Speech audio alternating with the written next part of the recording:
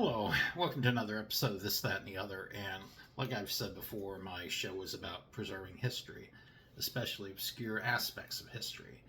And this is probably one of the most obscure things I've ever decided to discuss. Memory from late 1970s, Washington Post newspaper. There was a thing in the sports section of the Washington Post that would say Ms. Bowes, MS period BO apostrophe S, Ms. Bowes graded picks. Apparently, this lady was a harness racing handicapper for the Washington Post in the late 1970s. And it would be, I guess predictions on which horse was going to win various races. I suppose I've never been into horse racing, so I really wasn't, I'm not that familiar with, with her as far as, what she did. Said she picked 142 winners out of 403 races. But she was frustrated with the results at Rosecroft Raceway.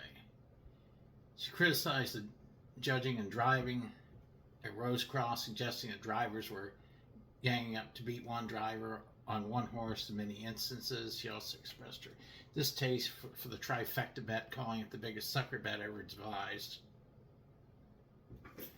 This was an article written by Gerald Strine, and it appeared June 5th, 1977.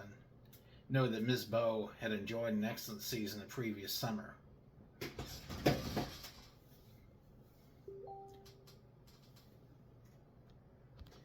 I wasn't able to get any information on the real name of the woman or anything, or anything else about her identity. But what I remember, I do remember seeing that in the Washington Post, at least 1977, maybe all the way to 1979. I can't say for sure on that one. The only way I could really find that out is to go to the library and look at some microfilm of back issues of the Washington Post and sports page 1977 through 79, and just try to get an idea of how long her piece in the sports section was around. I could do that sometime. Maybe I will when I happen to be going in that direction, which I don't know when I actually will be. Not going to make a special trip out there, that's for sure.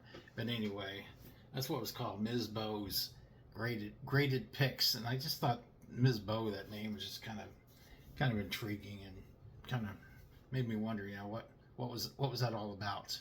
And pretty much what I kind of thought it was going to be about. But anyway, looking for ideas on shows to do in the future. Like I said, shows about preserving history, especially obscure aspects of history. With that being said, like, subscribe, share. As always, thanks for watching.